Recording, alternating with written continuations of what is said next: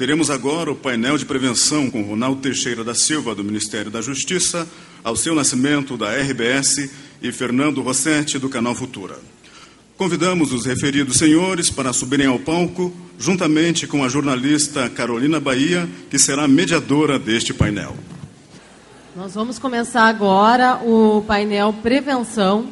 Meu nome é Carolina Bahia, eu sou editora do Grupo RBS, da sucursal de Brasília, e eu quero, antes de mais nada, agradecer à Associação do Ministério Público pelo convite para ter a honra de estar aqui mediando esse debate de alto nível sobre um assunto que é uma bandeira da RBS e sobre o qual a sucursal da RBS em Brasília tem sido muito demandado, porque esse é um problema que está preocupando demais também a sociedade da capital federal, as escolas, os governos, enfim.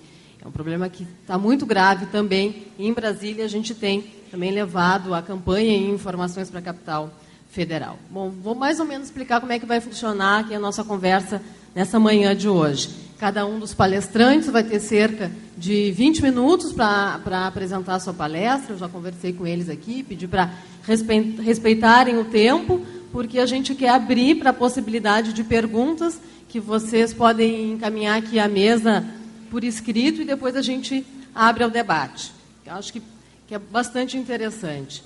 Hoje nós contamos aqui na mesa com o jornalista Fernando Rossetti, que vai nos apresentar o painel Prevenção, Perspectivas para a Comunicação. Fernando Rossetti é secretário-geral do Grupo de Institutos, Fundações e Empresas, formado em Ciências Sociais pela Unicamp, atuou na Folha de São Paulo como repórter de educação e correspondente na África do Sul. Tem especialização em Direitos Humanos pela Universidade de Colômbia, fundou com Gilberto de Menstein a ONG Cidade Escola Aprendiz, que dirigiu de 99 a 2002. Atuou como consultor para diversas organizações nacionais e internacionais do terceiro setor, como a Unicef, para quem escreveu o livro Mídia e Escola, Perspectivas para Políticas Públicas, e é comentarista do Canal Futura. Aqui, ao meu lado, Ronaldo Teixeira, que vai nos apresentar o painel Paradigma e Superação de uma Dicotomia. Ronaldo Teixeira é secretário executivo adjunto do Ministério da Justiça e coordenador do PRONASSE, o Programa Nacional de Segurança Pública com Cidadania. Licenciado em Letras pela PUC do Rio Grande do Sul e com formação em Ciência Política pela Universidade Luterana do Brasil. É mestrando em Linguística do Texto na PUC. Após ocupar por 5 anos a banca examinadora da Universidade Federal do Rio Grande do Sul, aqui é a URGS, elegeu-se vereador. Em 2004, renunciou ao segundo mandato de vereador aqui no Rio Grande do Sul para assumir a chefia de gabinete do Ministério da Educação. E aqui ao meu lado, aqui à esquerda, o seu Terra Nascimento, gerente executivo da Fundação Maurício Sirotsky Sobrinho, educador e vice-presidente dos bancos sociais da Fiergs. A gente começa, então, esse nosso encontro de hoje pela manhã, ouvindo a palestra de Alceu Terra Nascimento. Gostaria de primeiro compartilhar minha emoção, minha vibração por essa plateia imensa, por essa adesão fantástica para esse congresso. Quando a gente pensou, quando o Ministério Público, a Universidade pensou nisso, nós ficávamos muito apreensivos se teríamos uma adesão, e de fato nós estamos muito contentes com essa adesão. Isso demonstra, é um grande indicador de que nós estamos diante de uma emergência, de um problema gravíssimo, e que estamos juntos colaborando, e que a mobilização que a sociedade está fazendo está dando algum resultado já. Isso aqui nos dá esperança, nos anima em relação aos encaminhamentos, aos debates que nós vamos estar fazendo aqui e, sobretudo, em relação a iniciativas, ações para enfrentar esse grave problema. Eu queria parabenizar os organizadores desse evento, Ministério Público, Universidade Federal, e dizer que nós iniciamos esse encontro pelo fim, né, com a apresentação da orquestra Heitor Villa-Lobos. Foi uma eloquente demonstração de como, do ponto de vista da prevenção, se trata esse problema, né? Realmente, o que nós assistimos aqui são jovens participantes, protagonistas, vivenciando uma experiência prazerosa, se desenvolvendo do ponto de vista da educação, do ponto de vista dos seus sonhos, jovens que têm valores, jovens que têm sonhos, e isso é o principal antídoto para o enfrentamento de qualquer tipo de droga, qualquer tipo de problema relacionado aos temas que muitas vezes envolvem a juventude. A Orquestra Heitor Villa-Lobos, a gente tem o prazer de dizer que nós participamos lá no início desse processo da orquestra, num programa da Fundação chamado Arte e Cidadania, onde nós acreditávamos naquela época de que arte, esporte, esses temas, eles são extremamente, têm uma força muito grande do ponto de vista como estratégia de inclusão social. A campanha Craque Nem Pensar é o tema que eu vou falar aqui.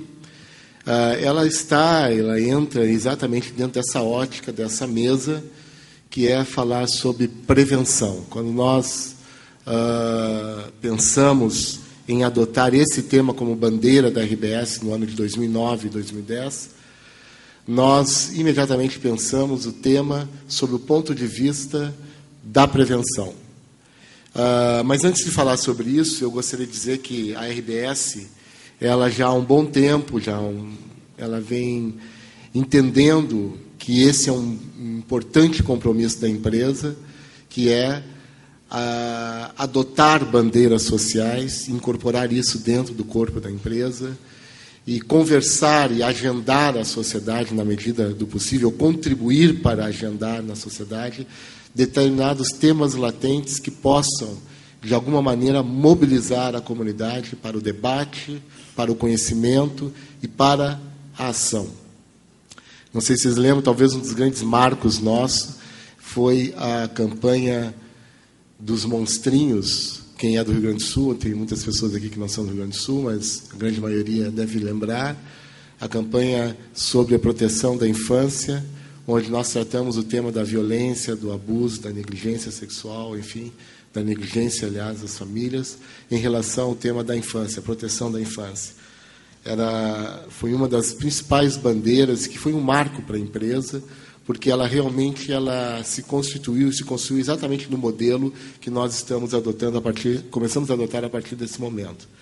Todas as bandeiras que a RBS entra, ela entra para valer. Ela entra com espaço publicitário, ela entra com jornalismo e ela entra com articulação, com envolvimento da rede e com ação que a Fundação Maurício Assobrinho também acaba dando uma contribuição muito importante. De lá para cá, nós tivemos a bandeira Amor à Melhor Herança, Cuide da Criança. Depois nós tivemos a campanha Educar é Tudo. E todas essas campanhas, elas sempre se desdobram em ações que dão continuidade. Essas campanhas não morrem na RBS. Elas permanecem sempre quando o tema ele volta à tona como uma questão relevante. Só para vocês terem uma ideia, a campanha dos monstrinhos, aquela campanha contra a violência infantil, ela acabou gerando um compromisso da empresa junto com a Assembleia Legislativa do Estado e com o Ministério Público. Nós, desde lá, a gente vem fazendo uma jornada sobre o interior do Estado, com audiências públicas, tratando e novamente discutindo o tema nas comunidades, nas cidades. Esse ano nós já estamos aí trabalhando nas jornadas, temos aí em torno de 8 cidades que nós vamos estar percorrendo para discutir a realidade da violência, do abuso sexual, enfim. Então, as campanhas, elas continuam. Educar é Tudo, por exemplo, nós estamos agora com um programa e um compromisso relacionados ao movimento Todos pela Educação, e estamos com um grande desafio dentro da empresa, que é, tanto do ponto de vista editorial, que tem um selo chamado X da Educação, como do ponto de vista das ações concretas no terreno, que estão coordenadas pela Fundação Maurício Assobrinho, que é o programa Parceiros da Educação, um programa onde nós estamos desenhando e construindo e mobilizando a sociedade a investir na escola pública. Essa é uma parceria que nós temos aí inclusive com a ESPM, e é um programa que já tem escopo nacional. Ele começou em São Paulo e agora está aqui no Rio Grande do Sul e vai para Santa Catarina. Bom, falar um pouquinho sobre os bastidores da campanha Crack Nem Pensar. Essa campanha, ela nasce nos debates, quando a gente começa a discutir o tema, qual a bandeira que nós vamos adotar, e, na verdade, o tema que surgiu nas nossas reuniões, discussões, chamando especialistas, enfim, era sobre a questão da violência. E, logo em seguida, a gente identificou, a partir dessas discussões, desse debate com especialistas, de que boa parte da violência estava associada à questão das drogas. E aí nós achamos que talvez a grande bandeira que nós deveríamos enfrentar, uma bandeira que em vários momentos ela volta, né, esse tema das drogas, do avanço das drogas, do crime organizado, enfim. E nós começamos a debater sobre como é que nós poderíamos tratar o tema da droga. Começou a ficar um pouco difícil esse debate, uma série de discussões sobre drogas lícitas, drogas ilícitas, sobre como poderia ser a abordagem, qual é a abordagem mais correta em relação a esse tema, ao ponto de que nós estávamos quase desistindo do tema, porque era fundamental, um dos critérios das campanhas é que ele tenha clareza, que a gente possa ter uma mensagem muito clara para a comunidade. Qualquer questão que gere muito debate sobre sim e não teria efetividade do ponto de vista de uma bandeira.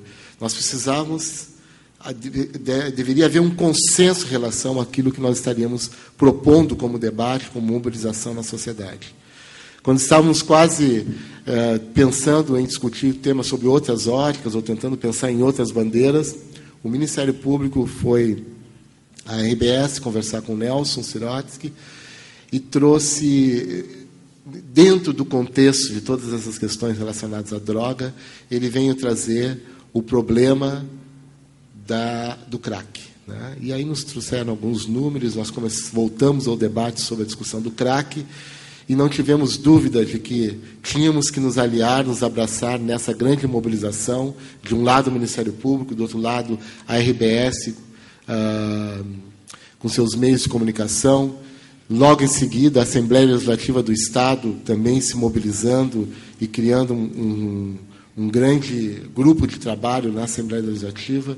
Enfim, era o tema do momento, é uma emergência. Né? Nós estávamos diante de uma epidemia, de uma urgência relevante, de um baixo índice, um grande problema, como falou agora o doutor aqui, grande gerador de violência, enfim.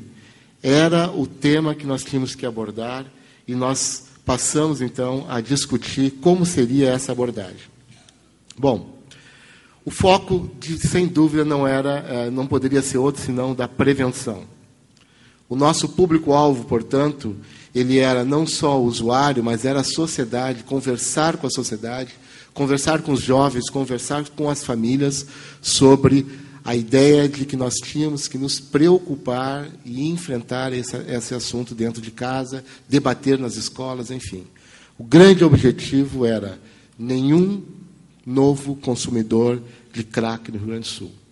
Os números que estavam sendo apresentados para nós e que as inúmeras reportagens acabaram mostrando, era de que nós estávamos diante de uma progressão geométrica em relação a esse assunto, né? O crescimento do crack, a projeção que os números indicam, era de que era preciso, nesse momento, fazer uma grande mobilização com uma ambição muito clara. Mais nenhum consumidor, nenhum novo consumidor.